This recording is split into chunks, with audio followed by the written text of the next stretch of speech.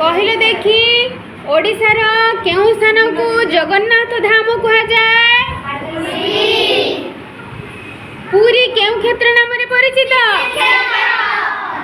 ପୁରୀର ଜଗନ୍ନାଥ ମନ୍ଦିର କିଏ ତିଆରି କରିଥିଲେ?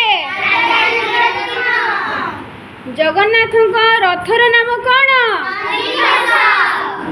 ଜଗନ୍ନାଥଙ୍କ ଜନ୍ମଦିନ କେଉଁ ପୂର୍ଣ୍ଣିମା ଦିନ ପାଳନ କରାଯାଏ? ବଢ଼ିଆ। କୋଣାର୍କ କେଉଁ କ୍ଷେତ୍ର ନାମରେ ପରିଚିତ? ଶ୍ରୀକ୍ଷେତ୍ର ନା ଅର୍କ କ୍ଷେତ୍ର? ଶ୍ରୀକ୍ଷେତ୍ର ଶ୍ରୀକ୍ଷେତ୍ର ପୁରୀ। କହିଲେ ଦେଖି ଓଡ଼ିଶାର କେଉଁ ମନ୍ଦିରକୁ ବ୍ଲାକ୍ ପାଗୋଡ଼ା କୁହାଯାଏ?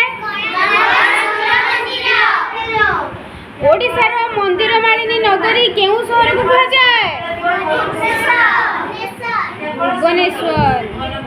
ଭୁବନେଶ୍ୱରର ଲିଙ୍ଗରାଜ ମନ୍ଦିର କିଏ ନିର୍ମାଣ କରିଥିଲେ? କ'ଣ? ଲିଙ୍ଗରାଜ ମନ୍ଦିର ତିଆରି କରିଥିଲେ ନା? ଆଉ କୋଣାର୍କ ମନ୍ଦିର କିଏ କରିଥିଲେ?